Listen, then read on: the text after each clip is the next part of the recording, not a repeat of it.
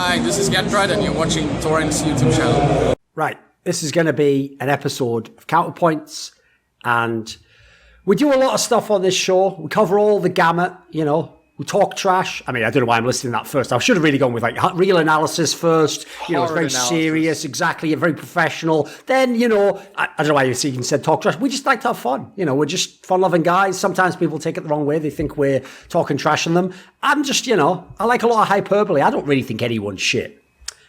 Obvious joke there would be I'd now mention the name of a player, but Dig's already out of the tournament, so no need to be mean. I mean, the best thing is everyone already knows the top 3 players you would have picked for that spot, so we're exactly. all good. Yeah, and most of them actually I have successfully driven out of the game, like Dead Fox, so RIP. And then thirdly, what we also do is predict the future. We don't really, I just needed 3 things to awkwardly transition into saying that this podcast is sponsored by CS Money, where you can trade, buy, and exchange or sell all in one place. That's the end of that. Load the intro.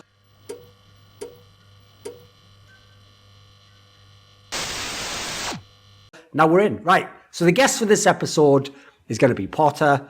Obviously, I'll just go with the whole spiel, like 7-time world champion in female Counter-Strike. She was an icon of the scene, the queen of DreamHack, did them all, made some money. Now she's doing Flashpoint. There we go. Like, it's not bad. Money. I'm not lying. You know, I kept it legit. You know, you didn't make mountains of money, but you made some money. You got by. So Just a little bit.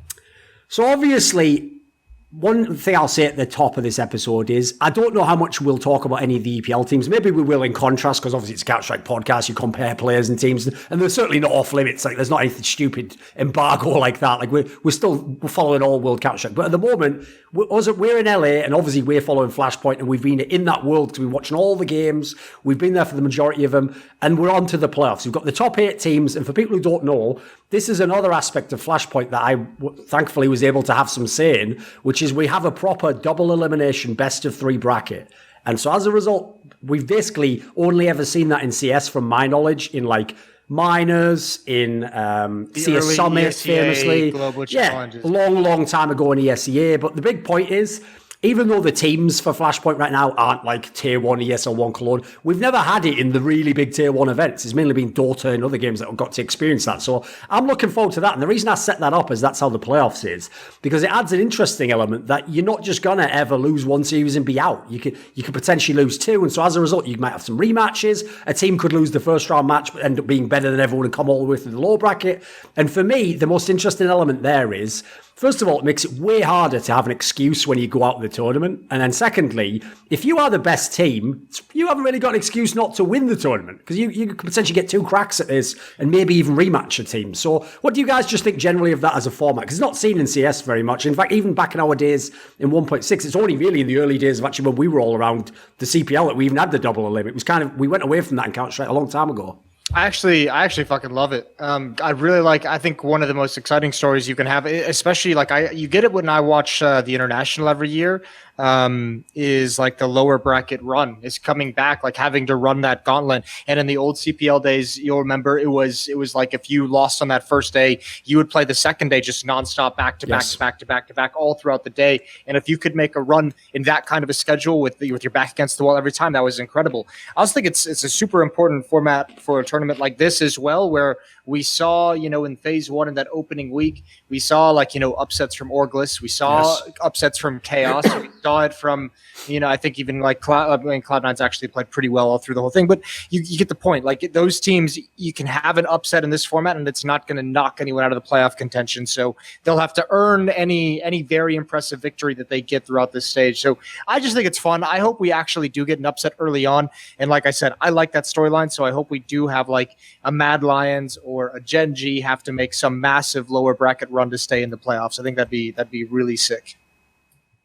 And not to mention the adjustments that you're able to see, right? Just because we've seen the same matchups facing back to back, and also one team beating the other, then the very following week, then the other team winning that series once again. So I like that you get to see different adjustments each matchup every single time it happens as well.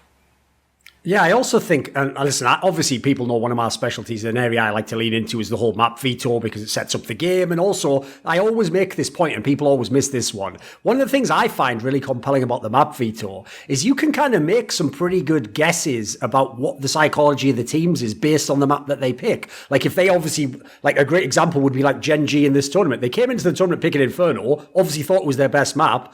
All of a sudden, by the end, they were going away from it entirely, and it was other people picking Inferno into them. So you can see in that scenario, they've themselves done a flip, and crucially for me, they obviously don't think the losses were a fluke, because that's one area I always find interesting, is that the teams, if they end up rematching in this format, when we saw Dig and Orgless play a million games, for example, sometimes they were willing to just play the same maps over and over again, which actually suggests even the team that lost was like, you know what, actually, I think I should have won that. Like, let's do it over again. Let's run it back again.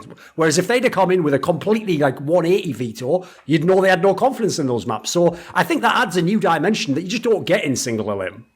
Yeah, but I'm afraid because we've actually had a couple of these scenarios like leading into the playoffs where there were some chances or some creative vetoes between two teams down the stretch, and teams for the most part, I think there was really only like one series in that final stretch of like 3 regular season days where the veto was a surprise, and that's what's always kind of a bummer. Is I feel like a lot of these teams are playing it safe, but you'd imagine with it being a double elimination and with there being like 3 to 4 days to prepare specifically for the opponent, like if Chaos isn't coming out with a crazy veto, if Orgless isn't coming out with a crazy veto for MIBR, like you're doing something wrong. Like you're going to have to swing for the fences against these two teams. So I want to see squads like that who are the massive underdog go for something creative, at least in the first best of 3 until you're in that lower bracket, because you need that extra thing to get you over the hump.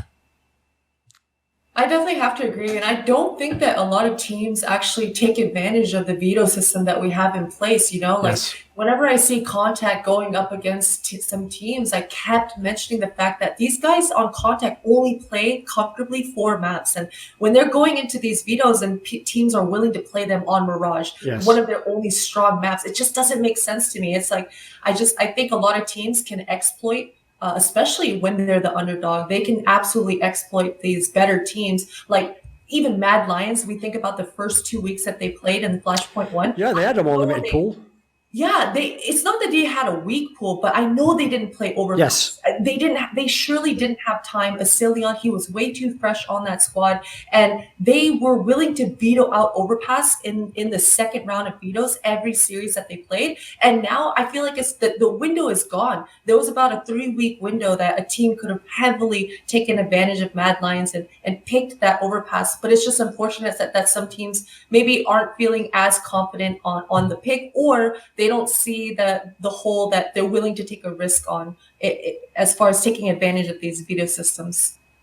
Yeah, I would also say, like, part of that to me is the fact that obviously we don't have all the best teams in the world. Like, an Astralis obviously would have been more likely to do some of these things that we're talking about. Like in the Contact example you gave there, that suggested that not only were teams kind of afraid to go out of their own comfort zone, but they were specifically afraid sometimes to do it as a punish. Like in that scenario there, the reason why you don't let certain maps through is because what are the odds that Contact secretly practice one of those maps but don't play it? It's not very high. So actually, in that scenario, you should not only be banning out the Mirage, you should probably pick into whatever they don't ban of the 3 maps that they don't play. Like you can just directly get a map that they should be weak on. The problem is though, the burden of execution on that is you have to be a really good team. So that's actually why, I can see why in the group stage there wasn't so much sort of fuckery basically. Especially because this is the silly part about, the circumstances of the season and everything, but we have had like 5 of the teams playing with like stand-ins randomly coming in at some time, changing their stand-ins. Like 2 of the lineups were put together like the week before the event. So it's kind of hard. I mean, I know we're saying this and I don't think we're wrong, but it is kind of hard to like tell a team, you've only had 1 week to practice. Now play 6 maps. Like go risk that vertigo pick. Like there's just teams out there who just aren't prepared for that deep into the map pool. Now, one thing I think is interesting is, so we've got the playoffs. So one of the things we can do in this is, I would suggest the best way to tackle this is we'll talk about the team. And then if you want to talk about the matchup they're in and relate it to that, that's a cool way to do it. But we don't have to just only go into the matchups because like obviously the first team that comes to mind is the team that I think many people think at this point is the best team in the tournament, which is Mad Lions. And interestingly enough, their first playoff match is the last match they just played. It's against the Bad News Bears, the Fun Plus Phoenix team. So we just saw them win quite an interesting 2-0 game there. So Mad Lions in this tournament, Potter, impressive. Obviously they had the in-game leadership. Impressive for you? I would say so. I would say they're very impressive. And I wouldn't say that they would be impressive if they were just winning duels just off of sheer mechanics. Like if Contact came out swinging and they're just winning, and I know they're only winning purely off of winning duels, and I think that if they go up against a more established team that they're just going to crumble. Mad Lions, I don't see that. So I think that they're winning duels and they're just developing this new depth because they have to, because they're in a pick pool. They don't have the structure that Hunden provided, and they're fighting to make it work, and they're coming out on top. So I think they're super impressive. What do you think, Moses? Since their second series, they've only lost one map. They lost one map to Copenhagen Flames in the second series of the tournament, and they haven't lost a single map since. So here's the thing. They're impressive, but it's kind of hard to be impressed by them, considering like my expectations of them was to have a deep run in Katowice, right? Was to be a dark horse team.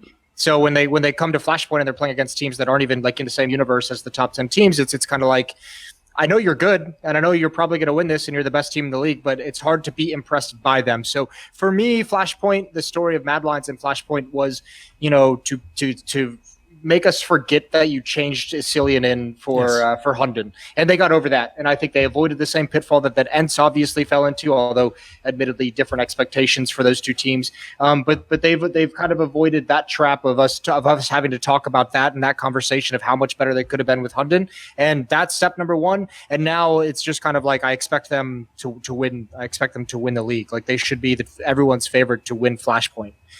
So we'll see how that goes, but yeah, they're solid, and I don't think there's going to be a whole lot we can learn from them in terms of their ceiling throughout these playoffs.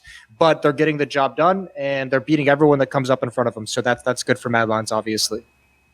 Obviously, in the context of Flashpoint, I think they're the best team and look like kind of the odds on to win. But I am a little bit skeptical too, Moses, because the problem I see from this team is with actually all the pieces they've got now, and in fact, from this league, you can now pretty much say that Shush guy is also like a fucking star player at this level. Like, he's looked amazing. So when Cillian's added more fragging, clutches, like, they've got a lot more potential with this team, and I can actually now start to see why they made the move. But actually, my issue is, even though they're winning all these series, and they're 2-0ing most of them, as you pointed out, they do still give up a lot of rounds. It's like they'll have an amazing T side, but then they'll just give up loads of rounds CT side, whereas I would have hoped that they would be so good, especially by the end of like week 2, week 3, whatever it was, that at that point we'd almost be talking about them like, wow, the competition's just too far below them here. Like, these guys can't even play close. Whereas actually, even the Bad News Bears team they're about to play now, they gave them a good game at times. Like, they were coming back in these matches. Even Chaos without Smooya took them 16-14, 16-10 across 2 maps. So that's just like, what the fuck? Yeah,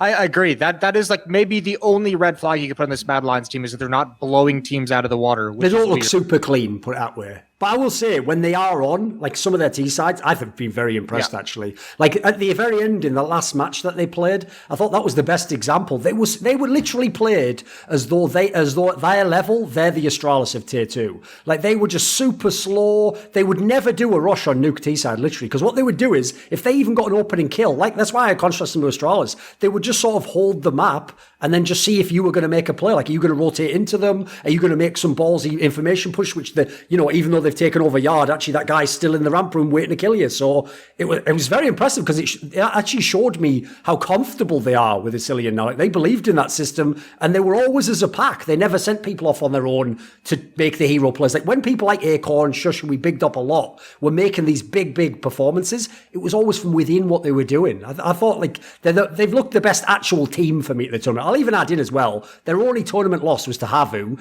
and that was just a shock at the beginning, because we all thought HAVU was nobody. By the end of the tournament, it doesn't even look that bad to lose to HAVU. Still a 3-map series. It was also on LAN.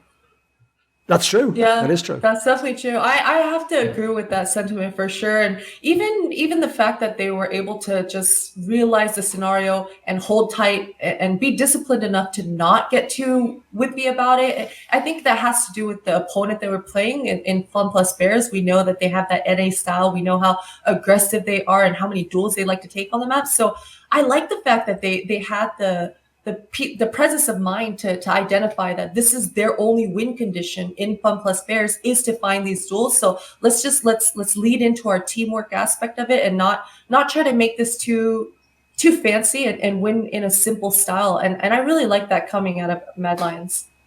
Right. Obviously, even people coming into Flashpoint echoed the sentiment I said earlier that like a player like Acor has looked like one of the absolute best, and we expected him to be potentially the best player in this tournament. But I actually think we have to give a little bit of shine for people who didn't watch Flashpoint to Shush, because this is a player where, even though certainly over the rest of the year, like at the DreamHack set, he's still good.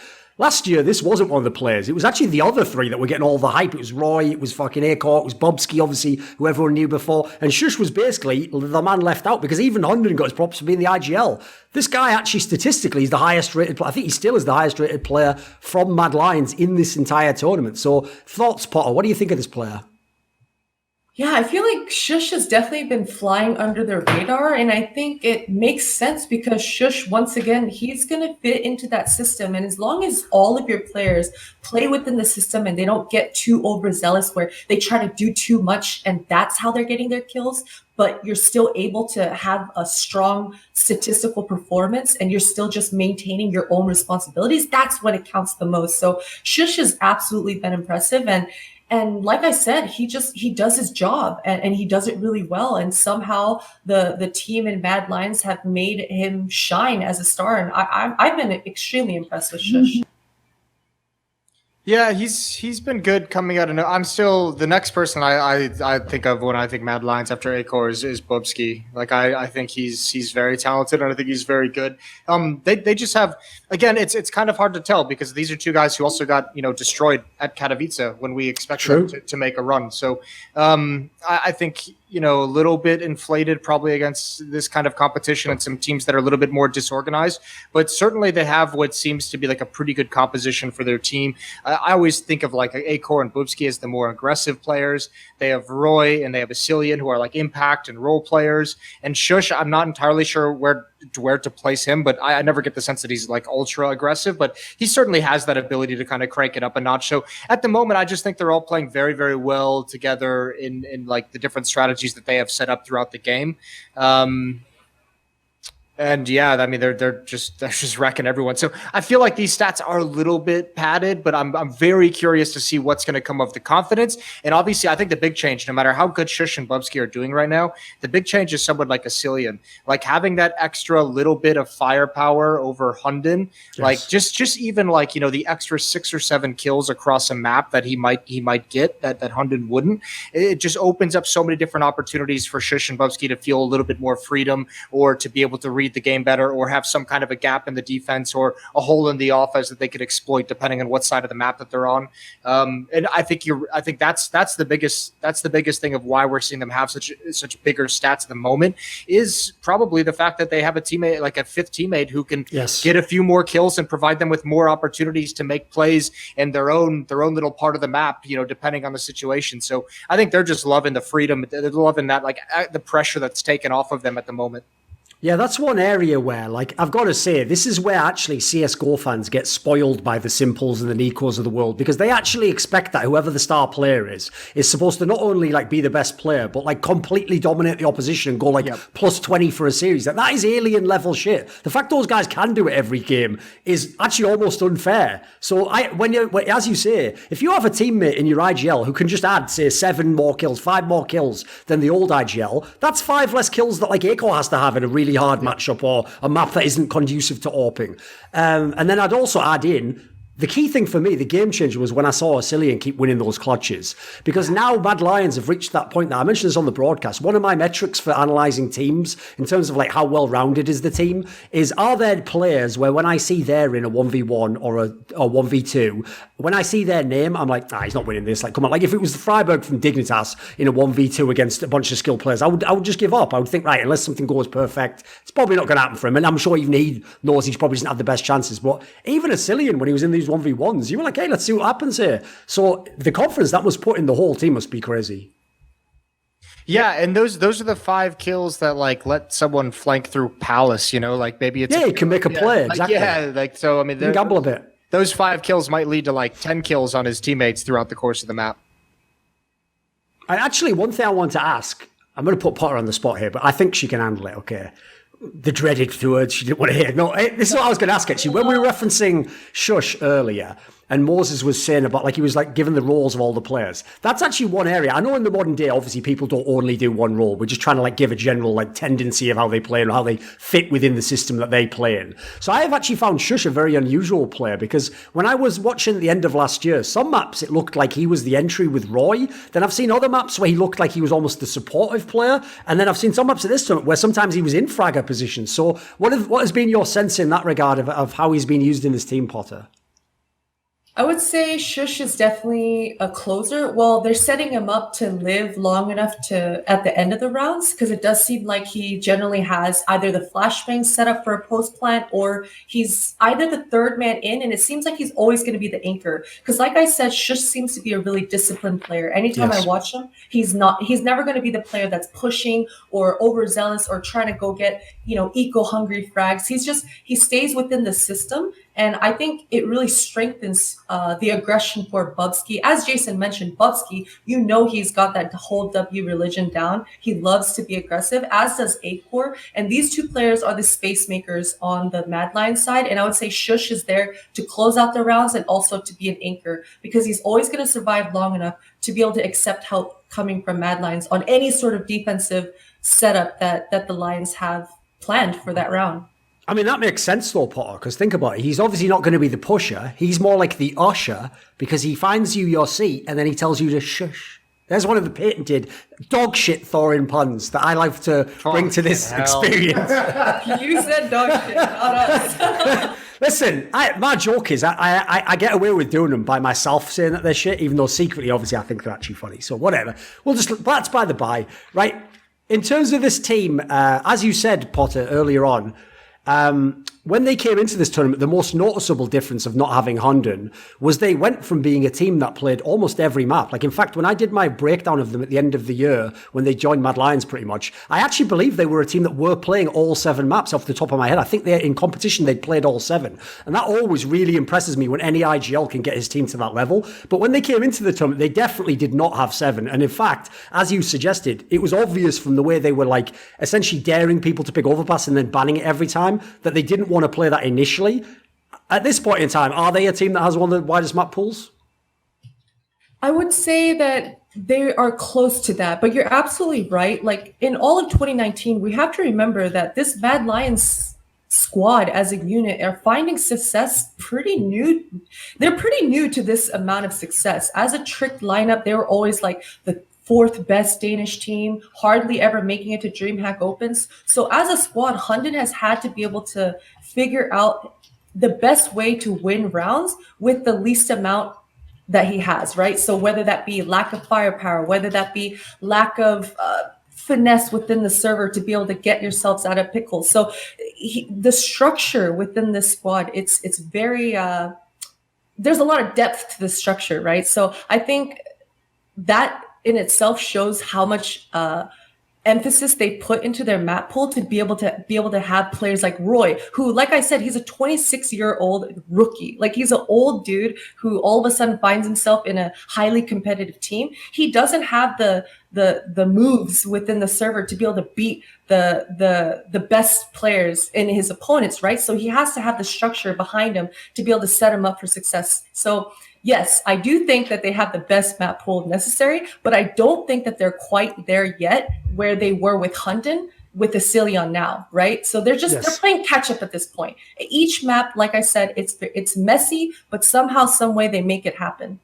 By the way, players like Roy, Valde, Jax, they're like that fucking meme that's come out of that Avengers movie where it's like, don't do that, don't give me hope. Because since these motherfuckers are becoming pro at like 25, it's letting every little noob out there who always thought like the game's all just politics, like they all secretly, I could still make it. Like, if I should grind.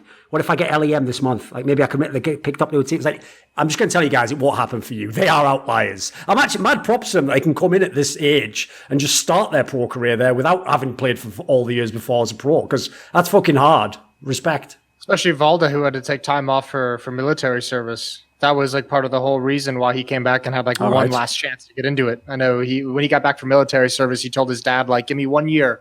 And if I haven't made it pro, if I haven't like made it by then, you know, I'm done. I'll move home and I'll get a job and go that route. But, you know, fair play to Valdez. To touch on the map pool thing, Mad Lions, I don't know. Yeah, they'd probably have the, I guess, deepest, but I think one of the big things that we have to remember too is their map pool is going to be, I think there's going to be some up and downs of it, because I know Asilian, one of the things he's always mentioned is, you know, there is a certain extent when you come in as an in-game leader to a team that's already established and you're calling some of the old tactics, but also as you're going, you're trying to adjust and adapt some of the tactics they have already set up to be a little bit more like your style, right? And you have to shift them to change the style of the team based off of how your new caller is going to want to play the game as well. So you're kind of dabbling. So I still think when you get deeper into their pool, there's going to be a couple of things that look a little bit sketchy, which might be why we've seen them have some close games, because they're still, you know, figuring out, you know, what works and what doesn't as they adapt to Asilian. But then, you know, if you want to just look at the rest of the field, the two teams that, you know, we've seen that could probably challenge them, I think HAVU is going to have a pretty damn deep map pool. MIBR should have a deep-ish map pool at this level. Like, they've at least been winning on lots of maps for sure, yeah. It's nice to see them win on Inferno for the first time in 2 years. That's really cool. But I don't know how much you're going to be able to rely on their map pool. That's why I'm kind of like iffy on it. Is on paper, theoretically, they should have a deeper one. But the same goes for Gen.G. Yeah, that's true. Is there something beeping in the background? I hear something. There was a beep, but don't worry. I just heard that too. Jason, come get your laundry. Reasonable. Fuck someone. I think Gen.G's pretty similar in the same position where like they should have a deeper map pool, but God, the maps we've seen them played have just looked like trash to a certain extent. So I'm hesitant to put them in that group, but certainly HAVU and MIBR should be able to manage deep into the map pool against Mad Lion.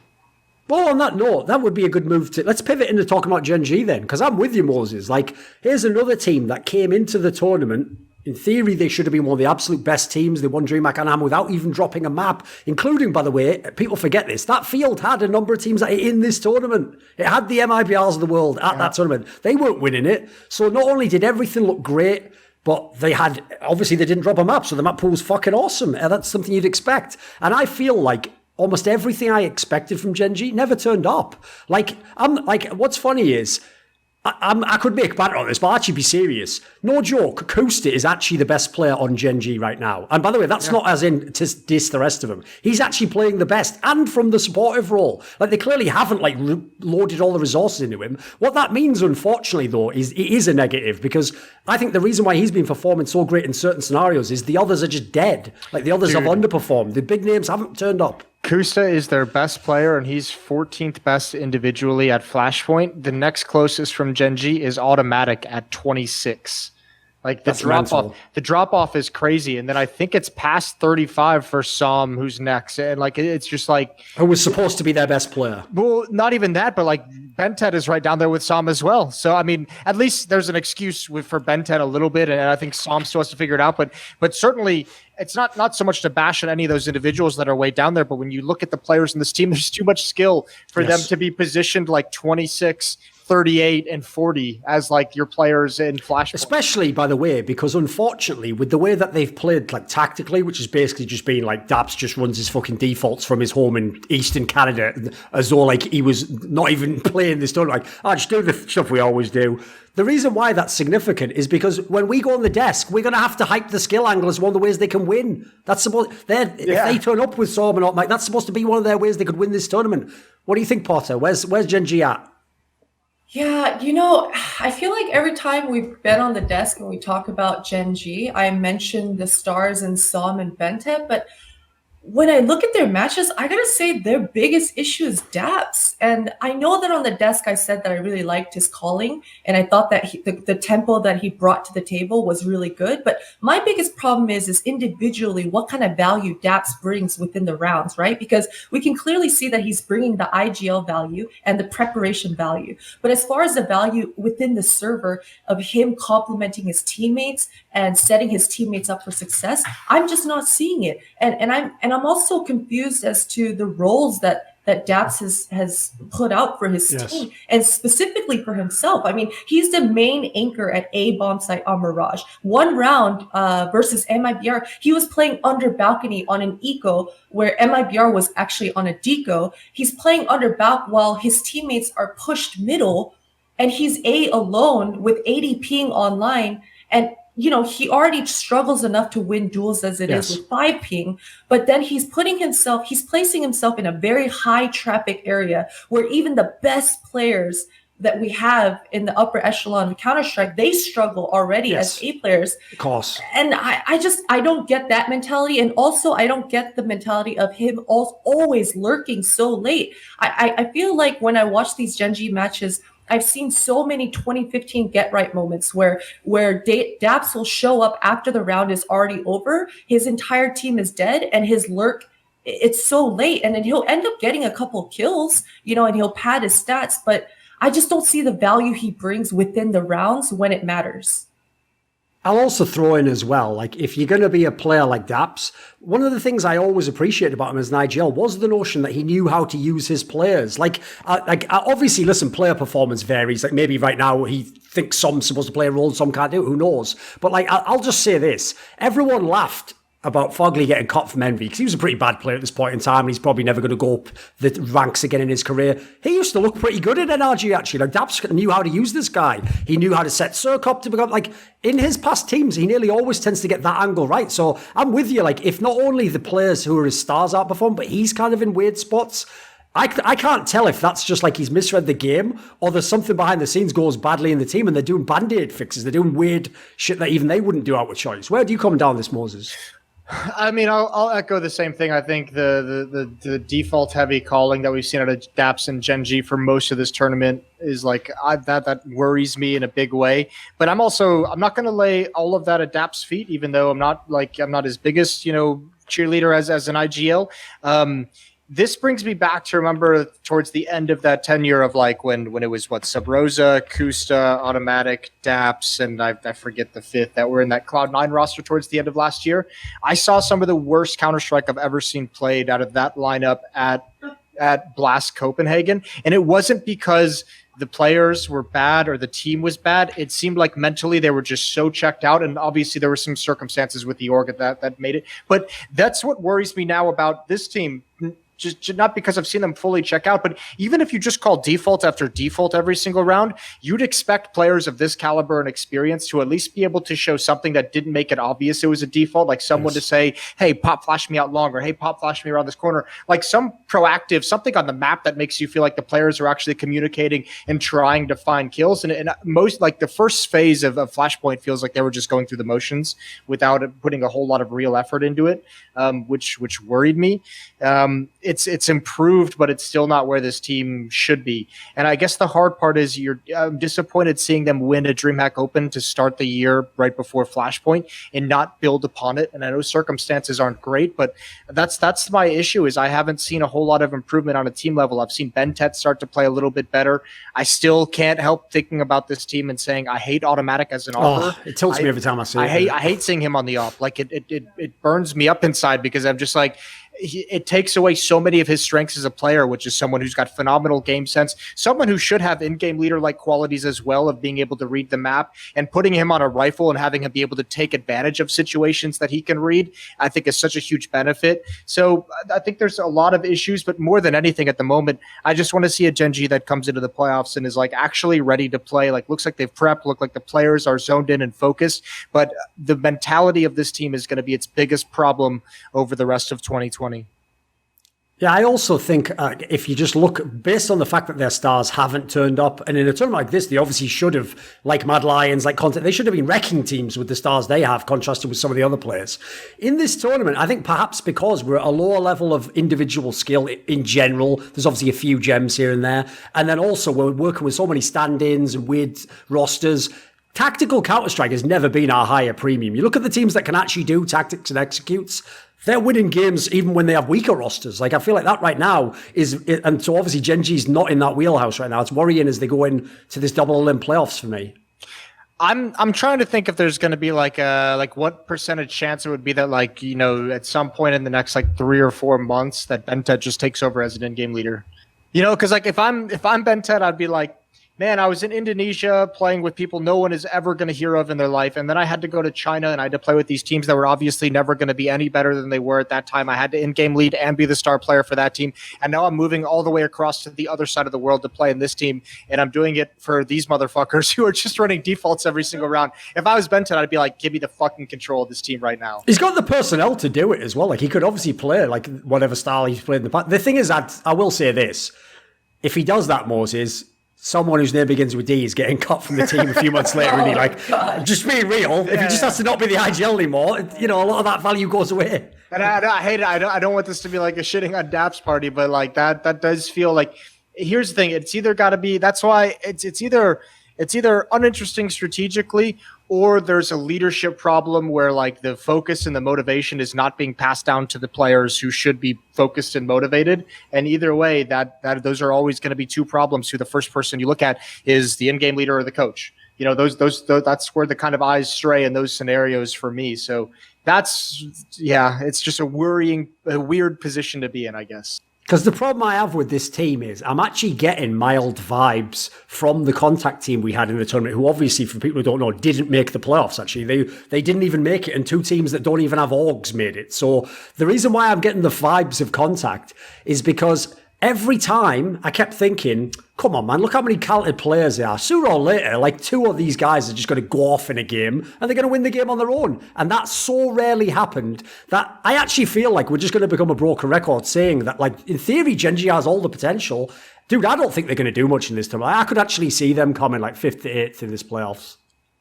Trying to look at They play Cloud9 in the first match. I think they might lose that. They might. No, I think they lucked out facing Cloud9 first. They should I'm predicting them to win, but they could lose that one. Why do you think Cloud9's a good matchup, Potter?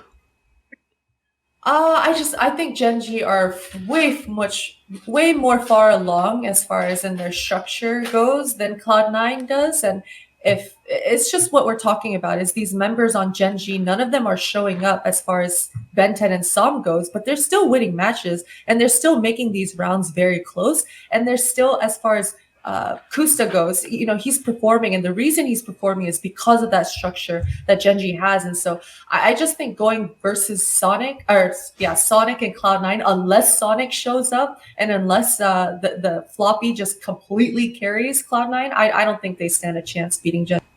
Well, let's pivot then. Let's talk about Cloud9. Because, by the way, one problem I have with Gen.G in that matchup is, like, I agree, I think the players are better and they should, in theory, win. But from what I've actually seen with, like, the eye test in Flashpoint, as much as I'm a Cloud9 hater, people know I'm kind of a skeptic of this team. I don't think it's good enough to be Cloud9, basically. I don't mind it existing as a team. In fact, if it was just... here's the thing. If this team was Orgless, I'd be a fan. I'd be like, wow, look at what they're getting out of these players I've never heard of. Like, these guys are overperforming. Look at the map. The problem is, if they're Cloud9, I see the name Cloud9, that should be winner of the tournament. It should be the best team here. So, with all that said, I actually think I'll take Cloud9 to win this one. I think they're going to beat Gen.G because Cloud9, as much as they're flawed, they have some strengths. Like, at certain maps, they can definitely have good T-sides on some maps. Actually, some of the players, since we went online, I think have really stepped up their level of play. Like, Floppy has looked like one of the best players in the tournament. That's been pretty cool. I think if you look elsewhere, Motum, unbelievable. He's kind of had the shush type performance on this team, to use the contrast there, where they were flying under the radar, but they're actually having monster games. I will admit, he has had to carry some of the CT sides, was a little bit of a concern sometimes. And you do see sometimes that this is a team where we've harped on it a lot, but it is a trend. They are fucking bad at closing games. If a game goes 14-14, I'll take the other team that's not called Cloud9 in that game, you know. Yeah, especially when you start getting into like playoff series and playoff Counter-Strike, that inability to close out games is so terrifying. I haven't minded Cloud. Here's what's weird. I don't know. Coming into this, I was kind of in the same boat as you were. I hadn't seen a whole lot of Cloud9, and I kept hearing Sonic is one of their best players. I don't know. I haven't seen enough out of Sonic. Obviously, that's been a talking point on the couch, as you mentioned. JT as well. Unfortunately, I think this Cloud9 team is eventually. I think this echoes what you said about, wearing that Cloud9 banner. I think this team is eventually just going to be scrapped for parts. I think when you look at someone like Floppy and OC, those two guys have made it a pretty decent name for themselves in Flashpoint. I think there's going to be a lot of eyeballs on them as young North American players to pick up onto a team. MOTM has been up and down, but like when it's up, it's very up. So that's really cool to watch. I don't see anything. I have the tough part of like, this is a situation against Gen.G where I'm going to take Gen.G to win because I just can't trust Cloud9 to close it out. But as stupid as it is, I also can't trust Gen.G to actually win the fucking game. So what a weird prediction that game's going to be. But I don't see a whole lot special out of this Cloud9 team, out of some of those, except for some of those individual players performing very well. And I think whether it's on Cloud9 or whether it's a different team, Floppy and OC are going to be picked up for parts at some point. And that's going to be the big thing for this org, is to lock down those players if they want to continue to build upon it and make them better. Go on. Yeah, go. I was gonna say I completely echo those opinions there. Just because I only see actually Floppy and MOTM lasting unless OC steps it up hugely. Because although I've seen glimpses of OC and I see potential, we know potential will only get you so far. So eventually he's gonna have to start stepping up and he's gonna have to start performing in that server. And so far I haven't seen it enough to be able to be a primary operator to be picked up in the top 15 teams. Yes, that's actually the part that almost makes it unfair. Is you have to look at the roles. Like, put it this way, in terms of actual overall play, I'd say that OC's played better than Motum in the tournament. The problem is, though, Motum's the entry player. Like, OC is the primary AWPer. I can't have my primary AWPer be inconsistent. Like, I'm giving you all the resources, mate. Like, put it this way, if someone's a Cloud9 fan, if I offered you right now, you can have Smooya or Wardell or some of these guys who are looking really good right now, you'd take it in a heartbeat because you know that would be an upgrade for your team and it'd make you a more dangerous team. So I agree. The problem is, even if they win Flashpoint, they're probably on like a timer, I believe, until either they get better players, stars, or they maybe even buy a new lineup. Can I say this as well?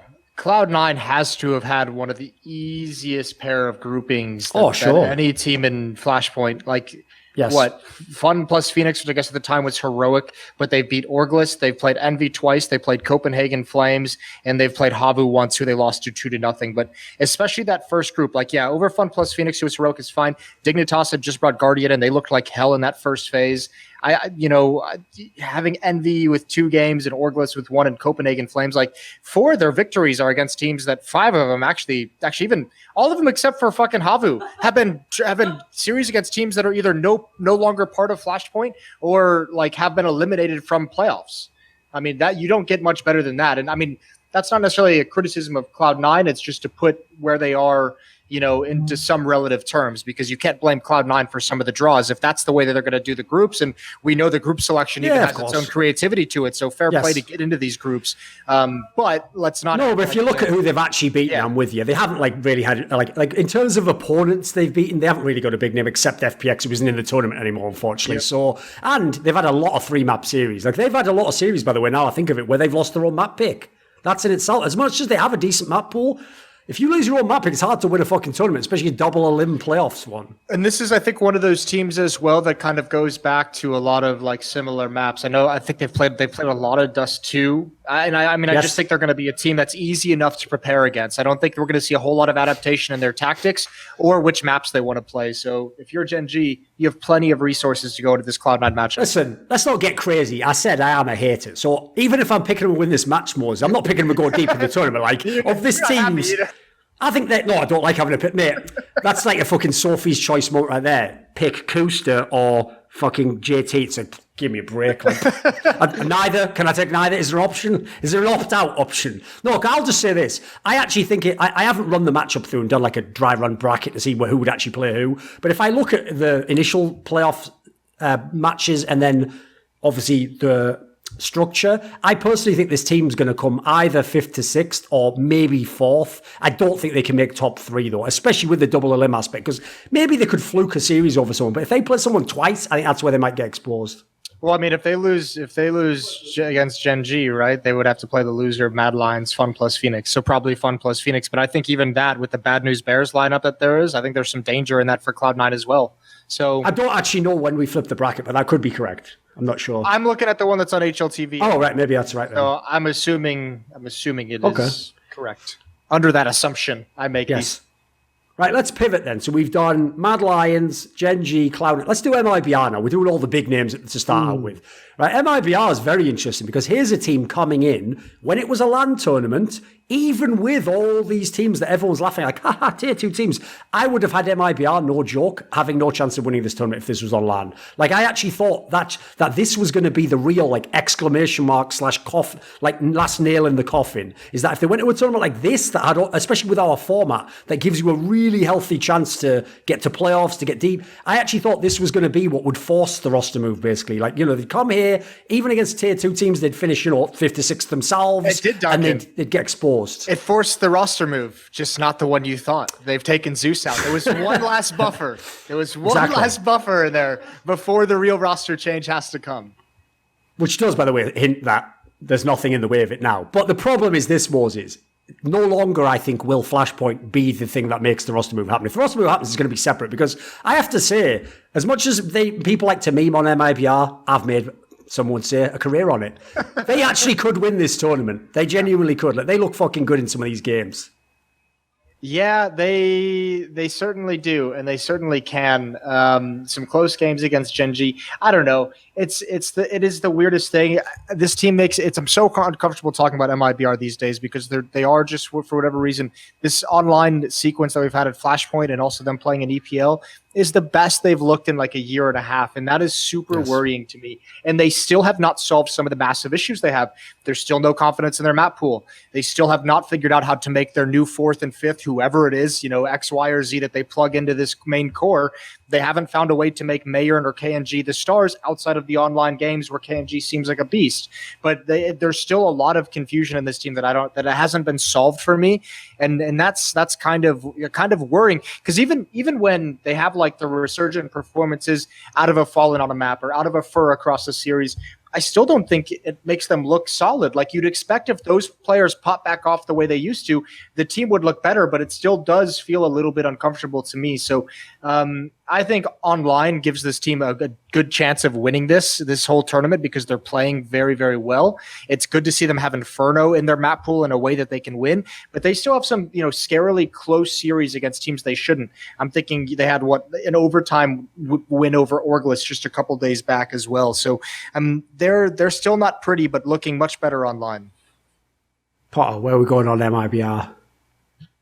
Oh man, I hate to agree with it, but I have to because it's been an ongoing issue. And when Jason says a year and a half, and I think back on all their matches, every single one of their matches, they looked close or even almost winnable. And even thinking back on the Tarek and Stewie, like they had so many close matches versus Australis. Yeah.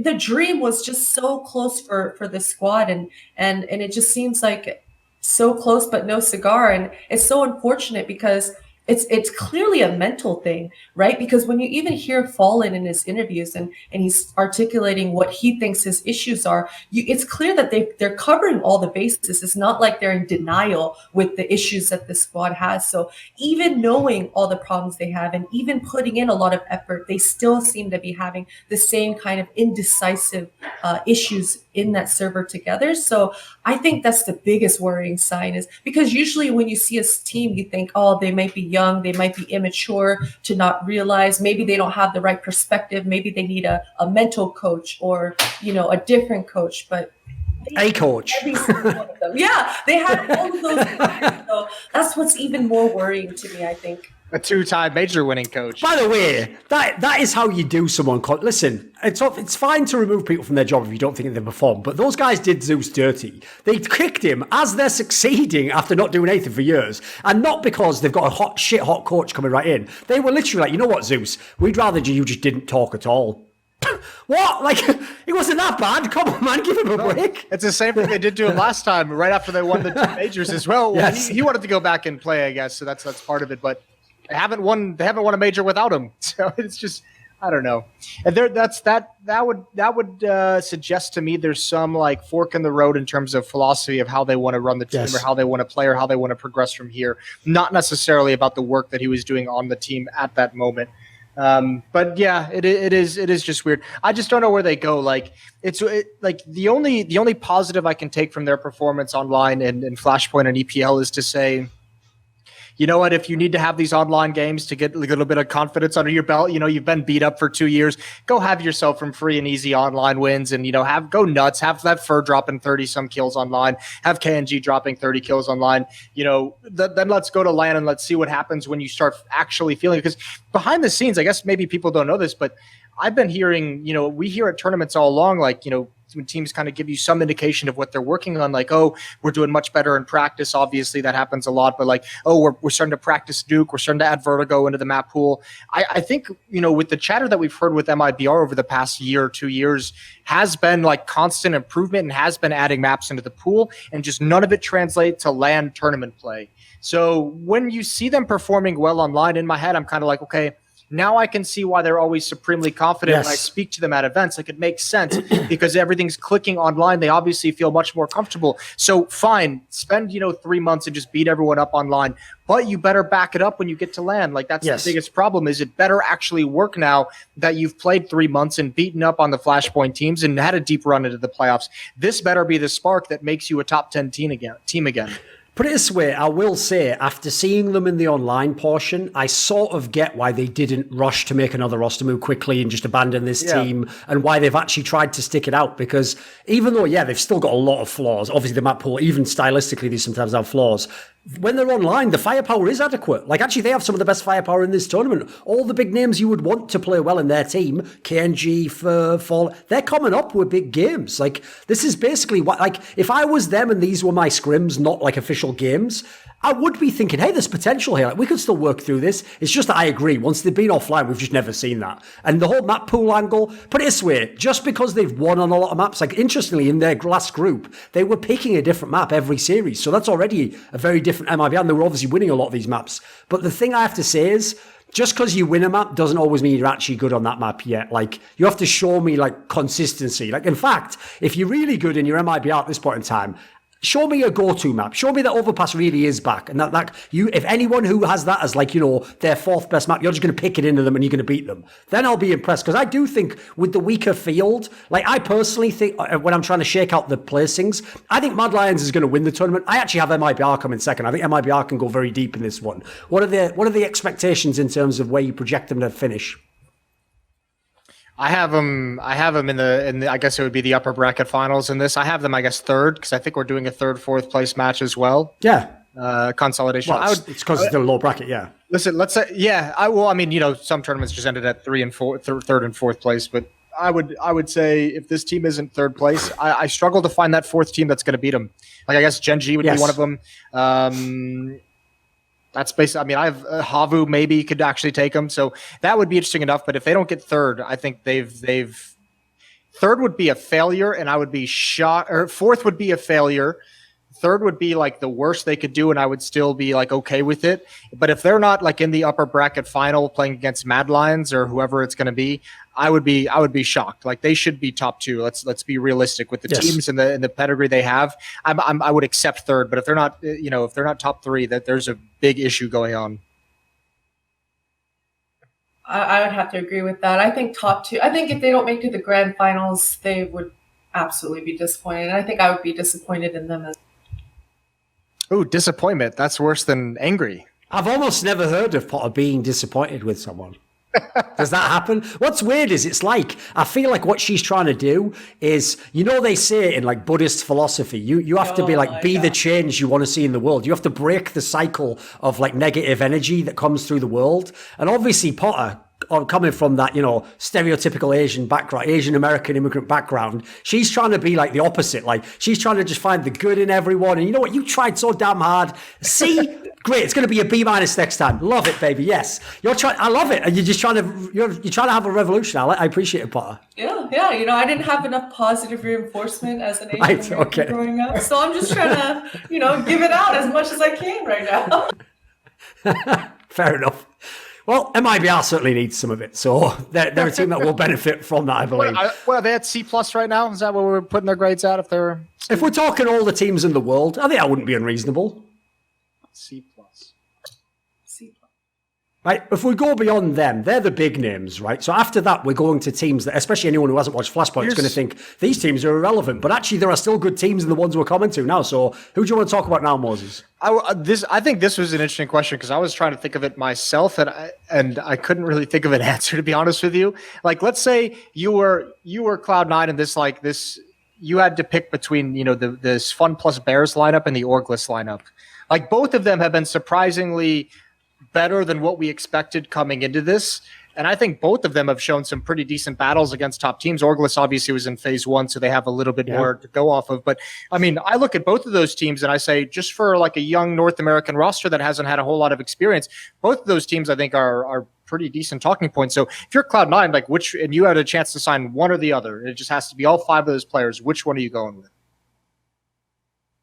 That's rough because the problem is, especially because I didn't know much about most of the Bad News Bears players. Like, players I've seen the odd online match like 4 years ago, like Dapper, etc., or Mitch when he was on Salfors, he was on online literally 4 years ago. The problem is, I know the players in the Orgless lineup better, but I actually feel like the two teams have done slightly differently. Like Orgless is like mildly underwhelmed me. I actually thought they could be a bit better, especially with Wardell. I thought they had a chance in some of these series to be a higher ranked team. Meanwhile, Bad News Bears, I had no expectations for, and I've actually been fairly impressed. Like they've got some wherewithal in the server even. I actually even say, again, another player who's transformed his whole rep. I've got to give props to PTR. He seems to be doing a good job as an IGL. So as crazy as it sounds, if I want talent, I'd probably take Orgless, but I might actually, as a team, I think the better team is probably Bad News Bears. Where do you come down, Potter? Oh man, this one is tough. I would say I think it makes sense that Fun Plus Bears looks like the better team just because they've been together for much longer. We have to remember the Orgless guys are just a bunch of rejects from FPL that somehow won one qualifier and that gave them the dream to continue on and keep putting themselves into more and more qualifiers. So yeah, I guess I would have to say Fun Plus Bears though, just because they seem so much more hungrier. Because when I do think back of Orgless's matches, they had ample opportunity to just explode. They had a lot of pivotal rounds where they could have actually done something within the round. And how many times did we see Wardell just saving? And yes, it just didn't seem like he's hungry enough. And I know that sounds so silly because of course these players want it badly, but some players they'll be able to perform under pressure, and Wardell didn't. Put it this way, Wardell, I have appreciation for his game. It looked like there was a bit of stats padding in some of these games. Like this guy could have gone for it more. Come on. Yeah, I'm gonna be honest. I too was gonna pick Fun plus Phoenix, but I was just very surprised to see you two do it. So that kind of ruined all my thunder. So fuck that shit. Go first next time, pussy. Stop trying to lay traps for your fellow analysts. Yeah. That's my job. I will say the one thing there's like a little a dodge that goes like this. Like if you have let me try and think of this before I fuck it up in the stream. What is it if like you have two people who run to like two baseball players who run to first place and one is like, he's got perfect form and he gets there just like 1 second faster, and the second guy is like 1 second later, but he looks like hell. You always pick the guy who ran it slower because if you can teach them how to do it properly, they're obviously going to just eclipse. And okay, I see the logic. Like that's Orgless to me because I think they have so much skill, but I think the problem you have to remember about guys like Sub Rosa and Wardell and even Ye to a little bit of an extent is these guys are obviously very talented, but they've also spent their entire careers in the absolute shithole of North American Counter-Strike, like just playing with teams that are thrown together last minute, just playing pug teams. And some of that is their fault because they've had their own issues, but you're not going to learn any true habits. And if you could actually teach those guys how to be like real players and competitors and teach them how to like with a proper mindset to come into practice with every single day, like if they had an experienced coach behind them that they respected and would listen to, I think this team could I think you'd see the skill shoot up. I think you'd stop seeing Wardell have those stat padding games. I think you'd stop seeing Sub Rosa have like as many games where he just kind of like over peaks and over aggresses and makes a lot of mistakes because that does happen frequently. So I think there's so much skill in this team. And honestly, I have much more faith in FNS as an in-game leader than I do in PTR, and I mean Daps for that matter as well. I think FNS is probably sneakily the better one as well. So there's so much skill in this team that I think you could train them to be better. But I'm so impressed by Fun Plus Phoenix, like just their straight up discipline at the level of Counter-Strike that they exist in, and the ability to just be smart as a team, not over peak, not overextend, and just play good fundamental Counter-Strike is super impressive. But Orgless obviously is tops the skill chart over the Fun Plus Bears lineup. Because this is the problem I have with that team. Oh, by the way, I just realized something as well. How have we missed this? How has everyone in CS missed this? Because everyone, right, was too busy focused, like you are whenever a playoff bracket comes out. Where's Mad Lions? Was it? Guys, it was all leading to this. The last 2.5 years of FNS's master plan, where he broke up Immortals, then he killed 100 Thieves when they were going to be the Brazilian team, then he ruined all of Brazilian Counter-Strike, then he took apart most of North American Counter-Strike. It was all to get to this match in the round of 8 of Flashpoint. He's so prescient. He knew this league was going to be here before we were even involved, boys, before it even existed, before it was but a twinkle in the eye of Jack Etienne and whoever the fuck else came up with it. P-Year 2.0. Oh, wasn't supposed to say that shit. And then obviously now he's got something planned. Because I tell you what, this would be the perfect time to get that revenge over KNG. Like, how you like me now, bitch? I haven't even got a team and I'm beating you. If he beats MIBR, oh, the Portuguese rage on Twitter to everyone who even tweets the name Orgless will be mental. It'll be like it'll be the Porch Apocalypse, something like that, you know. Okay, but are the Orgless players tweeting out about the fact that they're going to play Valorant full time? Those are all surely trolls, right? They can't be sure. No, because here's the problem. Maybe some player at that level would consider it, but I actually feel like that's just people who want to play it for fun. I've noticed there's almost no CS players who actually have any pro level or experience who actually, as far as I know, are seriously going to shift to the game. Not least because at the moment there's no announcement of what the scene's going to be like. So, I actually personally think this team will be picked up to an org right after Flashpoint. In fact, it's like we've been discussing. It's even a team that has potential. Actually, they could be even better in a month from now. Yeah, that's the weird thing. What are the expectations for Orgless then? I would say you have to have this team as some kind of a dark horse in this tournament, just because some of the upsets they've had and some of the impressive runs they've had. Let me try and see who have they beat in this event so far. I feel like Dig they had a couple of times. Dig was impressive. Actually, that was the big head-to-head. MIBR was a 2-0, so actually it's mostly just Dig that have kind of impressed. I would like to see them. I would think it would be so cool if they could break into the top 4 somehow with some kind of a run, but I don't think so. I think once you get to double elimination, you get to the BO3 brackets. I think MIBR likely just 2-0s them again. They're going to play HAVU or Chaos, so maybe they get 5th, 6th if they get Chaos, if Chaos doesn't beat HAVU. So I think 5th, 6th is probably the likeliest place for them, but I would like to see them win one extra one and go beyond that if they possibly.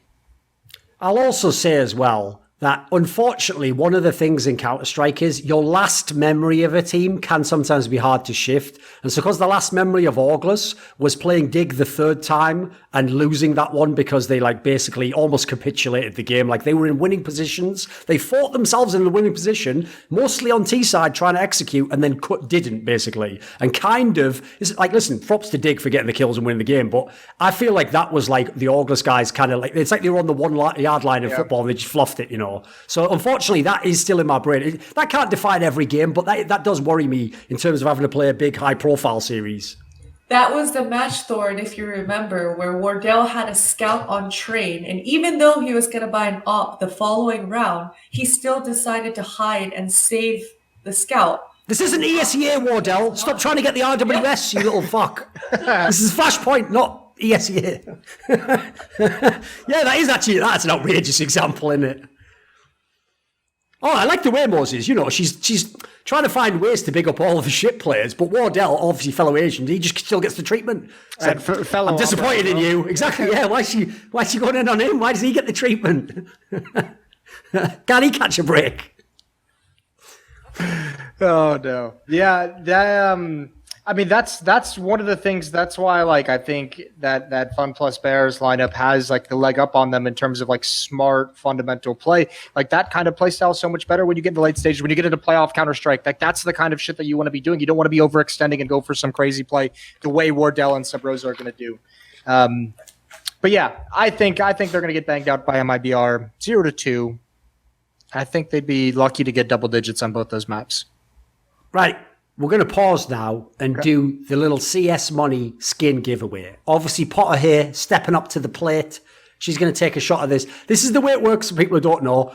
We ask her a question, like as I'm talking right now, on screen in the VOD, you'll see whatever the skin is that you can win. It's not as far as I know, the skin that's in the question, but the skin will be on screen and people will be able to see it. And if she gets this answer right, she will win the skin. If she doesn't get it right, which remember last week, my boy Maui Snake fucked it up completely. He started trying to guess like fucking Ridley Scott, even though I kept telling him it's not a director. Ridley Scott, it's like, you're doing that thing where it's like, just don't just guess something if you don't know what, like, you have to specifically know the name. What's the odds you're just going to say a name? Bill. Yeah, that's right, you win. Like, so if she doesn't get it right, then you, the fans, in the comment section, can guess, and I will pick one of you randomly who clicks to guess one. But I will say, I didn't design this, but this one is a little bit easier because whereas Maui Snake had to literally know the exact name of the person, this one's a 4-point multiple choice question. So the question goes, yeah, exactly. So you've got even worst case scenario, 25% chance of getting it right. So, and this one, because I have a list of them that I pick from, you might even have a crack at this one. I don't know much about skins, so I'm not going to overhype it, but there's a chance you could get this one. So the question is this, and by the way, do not Google this. If I see you start going to Google, you're out. And no cheating on the exam. So the question is, the flavor text of the P250 Inferno has a reference to a CSGO pro player. Which of these 4 players is it?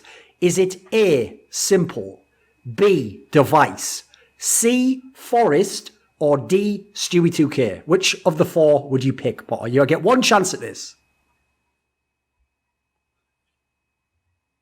Fucking hell, I don't know. Okay, I'm going. Work the question. Start eliminating the least likely answers.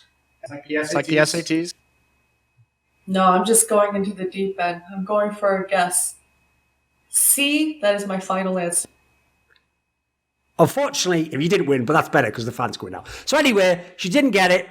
We'll see if anyone ever gets these. By the way, it's more fun if they don't because obviously then you plebs can win them. So start writing whatever the answer is in the chat. Or you know what, if you're smart, listen to me, guys. You don't actually have to know what the answer is. Wait till the other idiots write it, then you just write it as well. You can just randomly you can just get picked as well. It's actually unfair, isn't it? Yeah, so we'll continue on now, right? I think the next team we talk about, because I've been trying generally, aside from when we did like the Orgless FPX tangent, to go with like teams that roughly are like the favourite stuff. I think the team we have to bring up at this point in time, and in fact, they're probably even underrated that we're talking about them this late, is HAVU. HAVU is the revelation of Flashpoint.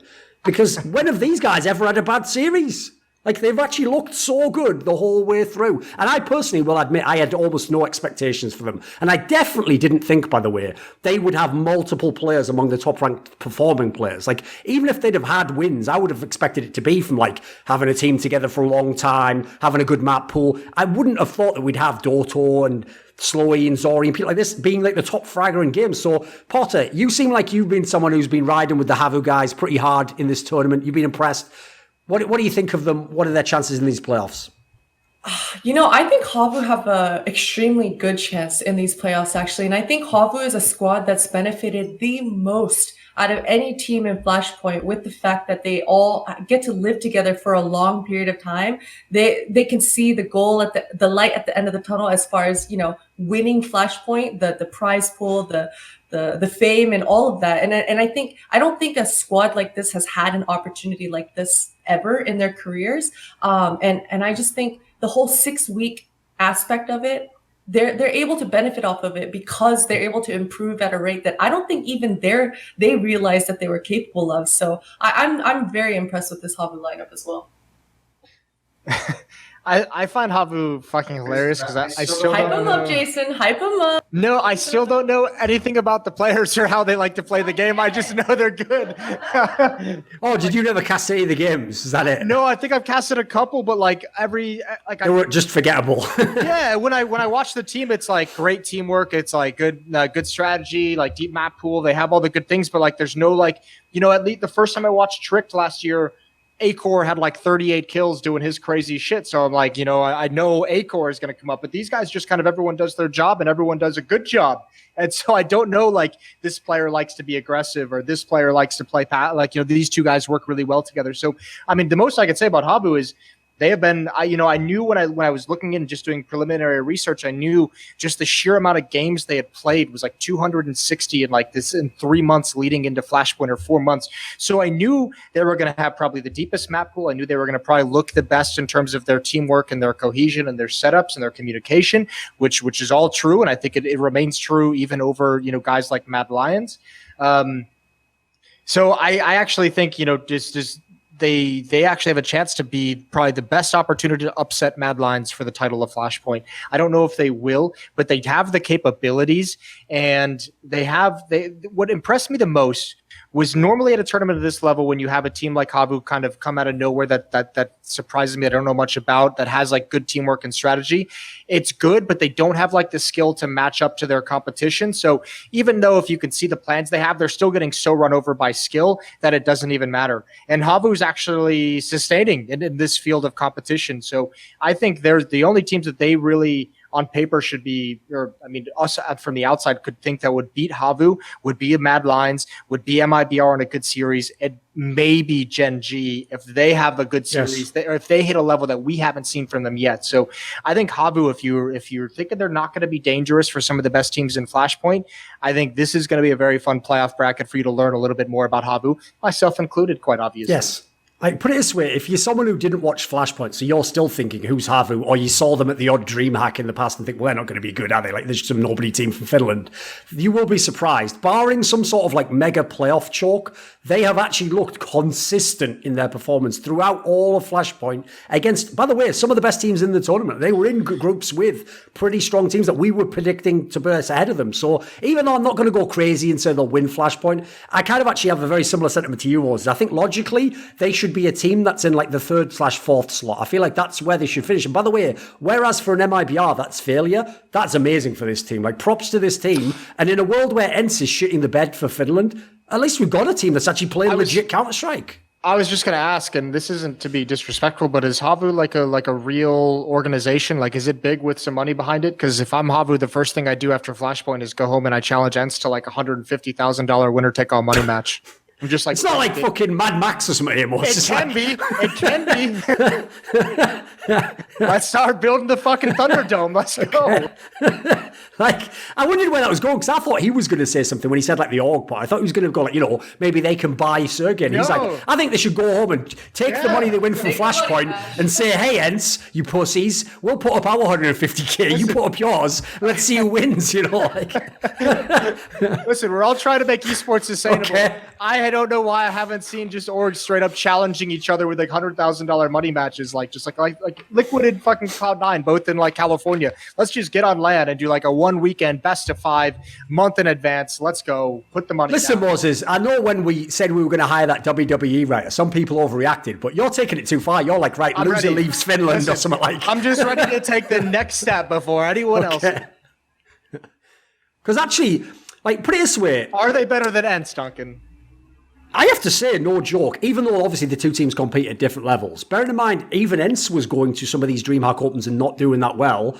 I can't lie. I think if you put the two teams against each other right now, I'd probably put my money on HAVU. I'm sure there would be some factor like, listen, it would probably psychologically be hard for them because I'm sure they respect the ENCE players and think Sergey is sick and Alu's let. But just in terms of how they play, the eye test tells me that HAVU's probably better. I think the fact that it's even a conversation is ridiculous, isn't it? ENCE. It's a failure of ENCE's. Yes, agreed. Well, I've got a question for you, Potter. I'm going to make it tough for you now. Since obviously you're normally trying to find the bright side. Since this team actually has done so little wrong in Flashpoint, what are the weaknesses of HAVU? Like, what would stop them winning Flashpoint?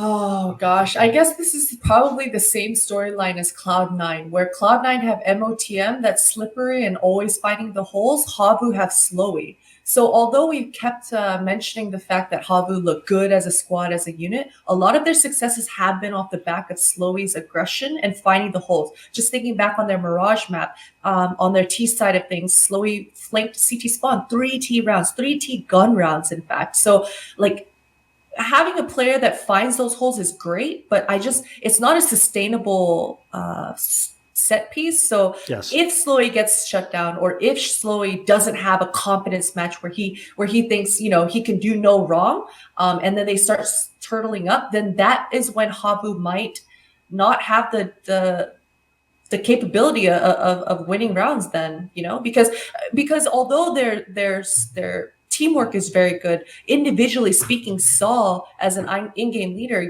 he has been doing pretty well, but he's not going to be able to pull this HAVU lineup out of a pickle, and neither is Zori for that matter. He's a very good opper, don't get me wrong, and he's being set up for success on this lineup, but pound for pound, if he goes for a duel, I don't think he has what it takes to just get out of a pickle either. This is what's wild, is that if I'm talking about the team element and the amount of maps that they've been able to play well, the eye test for that looks great for HAVU. The problem is, as much as this will make people think I'm a hater or like just a starfucker because they don't have the big names, as the eye test on the actual individual players, I have to say, I'm usually shocked when I check the scoreboard when I'm watching the games. Like, fuck, how did that guy like 26 kills? I didn't see him do anything in the game. So similarly, yeah, I'm with you. Like, Zori at times obviously was supposed to be the best player. He's not the best AWPer in this tournament. Like, he's not a dominant AWPer. He's just a good AWPer who works in their system. I'd also say another problem I see for this team is one of the reasons why I think actually people underestimate how hard it is to be a really good tactical team is because it's also limited by your personnel. Like, I hope people don't misunderstand that. Like, Glaive isn't literally microing his players. He sets up the round, he does the playbook, he does the practices, and then he trusts that the player can make a decision in that situation. The problem I've sometimes seen from HAVU is they would get into like advantageous situations where it looked like, wow, this is a great setup. And then some of them would make like a misplay or just didn't seem like they knew how to close the round out. So that's a concern when you get, I think, later in the tournament. Like if you're playing the finals or something, I could see them maybe feeling a pinch at that moment in time. Here's a little interesting thing with HAVU is kind of similar to what we mentioned about Cloud9, or at least in my opinion. I think they've had a relatively beneficial group of teams to go up against in both phases. They beat Mad Lions in the opening matchup. We can throw that out. We know Mad Lions has gotten 10 times better since that. Mad Lions best time to play Mad Lions, basically. Yeah. But, they beat Contact, they beat Copenhagen Flames, they beat Envy. All three of those teams are no longer in playoffs. They also beat Cloud9 2-0. So actually, if you look at the bracket, the first team they play in the playoffs is going to be Chaos. And I think that is going to be I don't think Chaos should win that series, but I think those maps on an individual level can be testing, because I think the way that we've seen Steel calling with Chaos is going to be some very fast contact plays, going to be some very aggressive, very fast-paced plays, like some timing hits that are going to be overwhelming with 4 players. So right off the bat, I think you're going to get tested in a pretty puggy style. And then let's say HAVU wins that against MIBR. And this is the one thing why I brought up the teams they played. I don't think they've been tested in this fashion, is what happens if the game gets scrappy and less tactical against the better teams in Flashpoint. If they play against the MIBR and tactics go out the window on round 22, and all of a sudden you have Fur doing one of his ridiculous pushes, all of a sudden you have Gen.G jumping up middle with an AWP. Those are the questions. Those are like the individual skill tests that we haven't had to see HAVU really go through, because they've been stomping on teams like Envy, and they've been stomping on teams that don't really have any kind of cohesion or like the crazy individually talented star players. So I think, Chaos and MIBR is a pretty decent 2 teams for them to have to start this bracket out in, to see where they're going to be at and how they'll be able to respond to those situations. So even if they win that series against Chaos, I think it's going to be pretty telling, and it could actually give some of their future opponents a better idea of some of their weaknesses. I think Chaos will be able to test them in a way that, like, for instance, an Envy was not able to, because Envy liked to run the very slow defaulty style. Chaos is going to do the opposite of that. Why don't we pivot and talk about Chaos then? Because actually, this is a perfect time to make the statement I was thinking about earlier when we were discussing FPX and Orgless. One of the things that is quite cool about this tournament is it's not a coincidence that teams like FPX, Orgless, and Chaos are getting these upsets and doing well. The one position in those teams, I mean, PTR is questionable, but the other two, FNS and Steel, those players are overqualified for this level and the teams they're on. So actually the IGLs have, in some degree, been having pretty big impact on these games. So I think actually of the three IGLs, PTR, FNS and Steel, the sad thing is, I think Steel has looked the best individually and as an IGL. The problem is he's working with the worst talent of the three because he's Steel, sadly. Yeah, you're absolutely right. And that is kind of the sad part about it. But I would say that Steele, he's a different kind of in-game leader from what I can gather and from my discussions with him. Because when I asked him about up against Mad Lions, why he vetoed out overpass. Anyways, his response to me was that he never anti-strats. He believes that when he tries to anti-strat, it gets in his own head, it gets in his own team's head. But I believe that he does anti-strat within the rounds. Even when you watch this player's streams, his individual streams, it's not like Steel to lie. Yeah, exactly right. But it seems like he calls in his FPLs exactly how he calls in his teams, which is he calls with the rhythm of the round, and whatever he thinks is going to win that round, he's going to be willing to do, even if it goes outside of his system. And it's proof in when I spoke with Smooya, he said he hated playing under Steele's leadership actually because he feels Steele doesn't call for the operas and Steele doesn't call for his team. He calls specifically for round wins and round wins only. So whether that means putting Smooya out, fuck that guy. out in the middle of the map under a lot of fire and just having him die, Steele is okay with that as long as he gets the round win, whatever it took, he's okay with it. And as an opper, you may not like that. You may want to be set up with the flash and for a kill, and you may want to be set up for a post plant because you want to, save your weapon. It is the most expensive weapon in the game, but Steele's mind doesn't work like that. And I think it's great, especially because you can see it within those chaotic rounds that Jason was alluding to, where he loves to be explosive, he loves to be aggressive, but when it doesn't work, that's when Chaos and Steel runs into those problems, because that's when you see Steel just rushing into the site, looking straight at Closet and nothing else. And when it works, it looks good, but when it doesn't, he looks a little bit silly, I want to say something in Steel's defense, because I don't doubt any of that's true, but on the other hand, I do just want to be like, look at the motherfuckers he's playing with. Like, that was the first thing I thought, Moses. It's like, even if I try to anti-strat, are they going to execute it? Come on. Are you going to trust them to not make some stupid fucking decision or pull out? I don't know. And it's not to be super critical of the teammates. They're just not experienced. No. But yeah, that's all I had. I just wanted to get that out in Steel's. No, I would tag along that and also say, I actually do think, by the way, this particular series is one he should anti-strat. Like, this is a team where, because as we've been mentioning, at least we're not hyping up the individual skill of the HAVU players, despite the fact that they have obviously statistically performed. Yeah. You maybe could meet the burden of execution of anti-stratting. And obviously, the good thing is they're going to play their style, and they've got a lot of games for you to go back and watch, and across all the maps. So in theory, this is where Steel could, if they're going to get an upset, he can be a difference maker in this one, I believe. I think it's very possible. Especially because he is such a good fracking in-game leader as well. Yes. We've seen so many games from him here on Flashpoint where he's topping the scoreboard and also entering and also in-game leading. So, that just goes to what Christine just said. The guy's just going to do whatever it takes to win the round. And if he needs to go through a smoke, he'll do it for his team.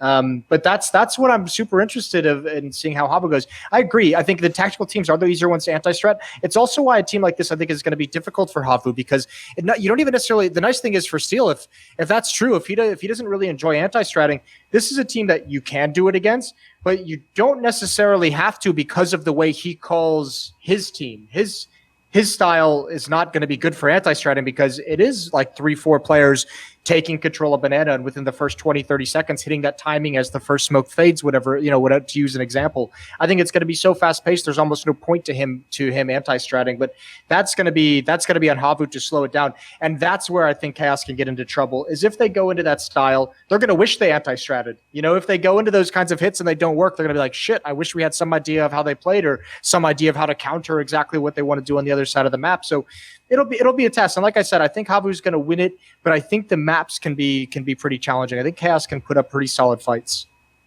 Also, another thing to mention is, in light of what Potter just mentioned about what Steele said about the way, like, oh no, it's Smooya's complaint rather about like not just being sort of set up as the star player and given the resources every round.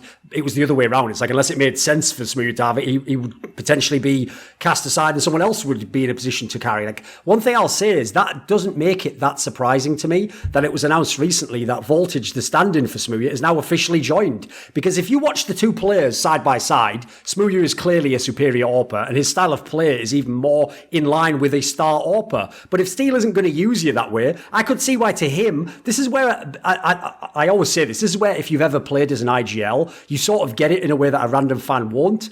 An IGL sometimes, it's actually, if I'm an IGL, I want a known quantity. Because that way I know exactly where that guy's going to be, what he's going to do, I can tell him what to do. That's actually not a player like Smooya. Smooya's a guy who's going off script, he's doing whatever the fuck he wants. So even if Voltage is worse, maybe to Steel, it's like, right, well, I know where to put this guy and what he's going to do though. And then the rest's on me and the tactics, basically.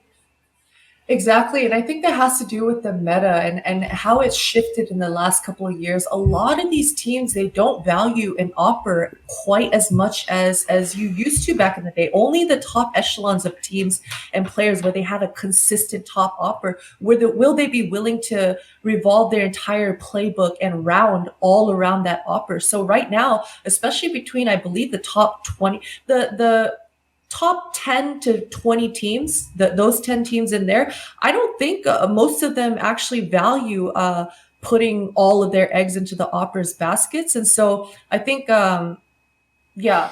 I agree. I think it's a product of a couple different things. Obviously, the Krieg meta is a huge one right now.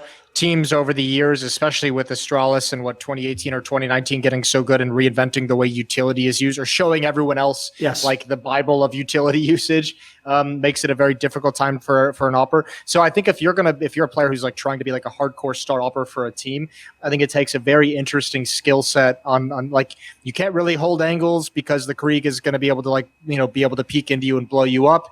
And also I'll give you a good example. Strong, and you also have to know how to be aggressive around utility. So AWPers have a really tough time at the moment. I'll give you a good example of something you just don't see in CSGO now that used to be one of the most classic highlight movie spots, which is everyone from 1.6 knows it as well. You are the CT side DOS2A bomb site or AWPer, and where do you sit? You sit on the top of the ramp. Nobody sits on the top of the ramp. You will just get mollied out, flashed up. You will be fucked if you're in that position. And by the way, the two guys coming around that corner have scoped in Kriegs, and they're going to tap your little head when it comes over that green box. Try doing that with an AK. It's really fucking hard. But you just see people do that. So that's why, literally, unless you're a dominant AWPer, you just play like off the old cage and Belak spot on the car. And if anything, the first flash that goes in your face, you're moving backwards. You're going a long way, and it's a retake. Nobody holds the A site anymore. And that's one of the reasons, because the Krieg's a monster. And like you say, utility has just totally changed the game. Yeah. People know how to use that now just to move people around the map.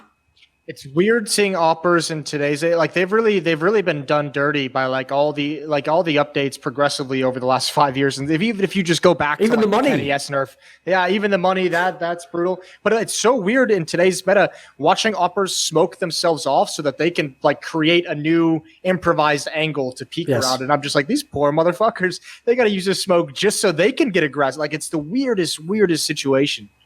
Because like an example I would give on that sense is the Krieg has to be a very, very big reason why you don't want to put all your resources in. Like, I think it's telling to me that even Device, who at the time was considered the best AWPer, obviously, again, we're going to make that distinction that like if Simple and Ziwu were the best players, they're not really like the best AWPer in the traditional sense. They're like what you want the classic AWPer to do. So Device gets it on that term.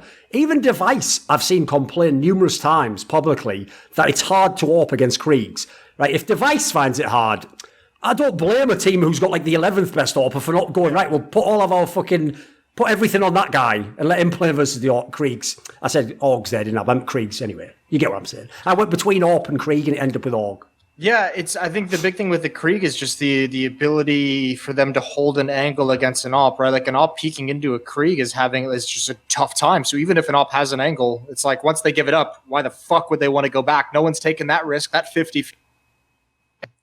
And also just the amount of duels that you're willing to take as a player when you have a Krieg in your hands. You know, back in the day on Dust 2, no one in their right mind would peek top A down to long A down to pit. Now it's just a regular thing as a T. Once you swing elbow and make it to top A, before you had to be crouched, you had to play around the smokes, plant the bomb for Cat, get out of there, set up for a post plant. Now you're seeing a lot more players just more and more willing to just take duels down, long range, down into pit, and they're winning them more than likely. So it's wild times with the Krieg. Right, let's do this. To close out, like each person, just pick right now who wins Flashpoint 1. You go first, Potter. Who are you going to take as the champion of Flashpoint 1? You're muted, by the way. Oh man. Gosh, I have to go with Mad Lions here, but I still they're not 100% where I saw them with Hunden still, so I'm not completely sold. I think MIBR are close second. I'm expecting this to be a Mad Lions MIBR grand. Well, that set me up perfectly. I'm taking MIBR to win this. I'm going to take them to, I think it's the same thing. I think it's going to be Mad Lions, MIBR in the upper bracket. And then they'll probably meet back up in the next grand final as well. But I'm going to take an MIBR for sure. I think they have looked so much better online than they have previously. I think they're starting to play better. You're having Fur start to be relatively consistent in his better performances. Gen.G is pretty good. Fallen looking good as well. And I think Mayern still has a lot more to show. So I'm taking MIBR, especially with the map pool starting to come back a little bit, even though I'm not super confident in that. Obviously, the meme here is now when Zeus sees this episode, he'll just tweet him was like, great prediction, thanks. Yeah, he's going to be happy. He loves it when I predict MIBR when he's not on the team. Exactly. Yeah, I'm going to be boring and take Mad Lions. Like, I think the cool thing about them for me is not only have they already looked like the best team, I still think they have another gear they can go to because they've still only got a Cillian so recently. So they could be even better. Who knows? I'm not going to lie. Everyone got the HAVU conversation got me really excited, and I almost fell into that trap of snap predicting HAVU to win the Listen, because the last question I was going to ask, you might have a chance, Moses. Here's the question. Who is the dark horse to win Flashpoint 1? Does HAVU count as a dark horse, though? In theory. I mean, listen, mate, I'm not joking. There's probably people, even someone who watch Flashpoint, who look at this bracket who won't have HAVU top 3 or top 4. Maybe they think they're going to come 5th to 6th and lose to the Gen.Gs of the world. I think if we count HAVU as the dark horse that they were at the beginning of Flashpoint. Yes. I think that's fair. Remember, they've never been in a big playoff scenario, so it's still a dark horse for me. You know, it's almost weird is I almost want to call Gen.G a dark horse just because they look like such shit through about both faces. Reasonable. I was going to say Gen.G because it can't be any worse, right?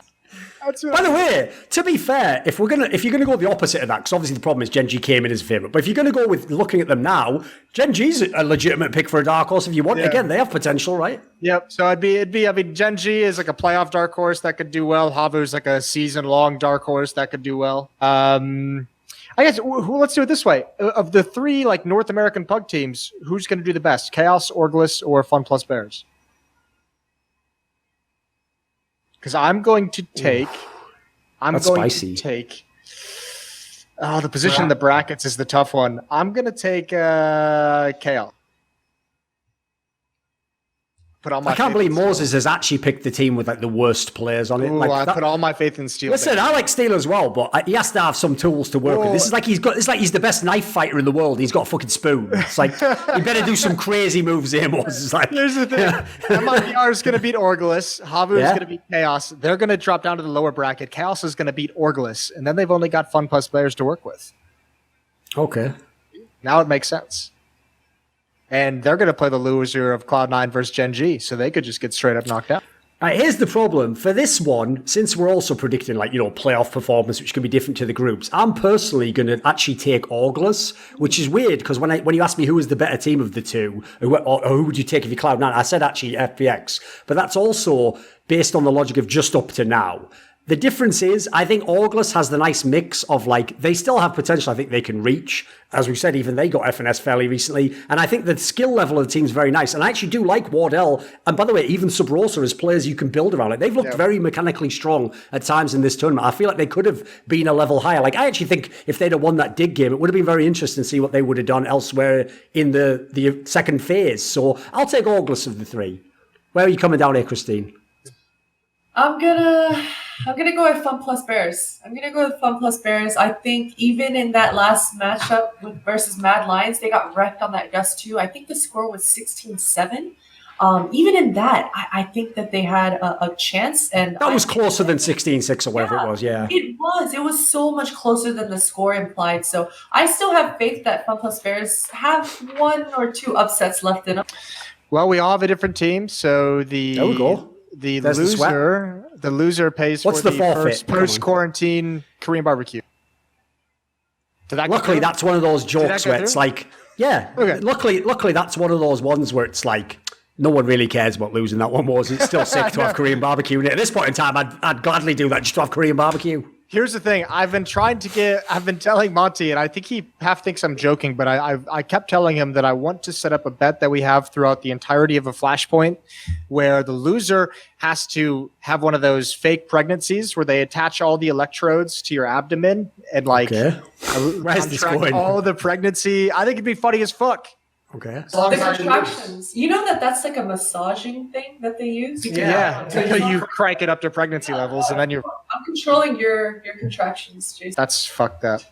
I don't want that. I take it all back. All right. Well, we found the title of the episode. I'm controlling your contractions, Jason. So I think that's pretty much it, right? We can just end on that. All right, well, GG's. There we go. This video was kindly supported by Alexander Rao, Dean Tanglis, JDubs, NateDOhDoubleG, Tobias Bernasconi, and as always, a special thanks goes out to my boy Jerky's Minion. Would you like to suggest a topic or a guest for my content? Maybe you want to ask me a question for my monthly video AMA. Do you want teasers? Who are the guests on the upcoming talk shows, interviews I have? Maybe you want to take part in one of those Patreon donator discussions with me. Well, for any of the above perks and more, put your money where your mouth is and join the Scrilluminati today at the Patreon link in the description box below.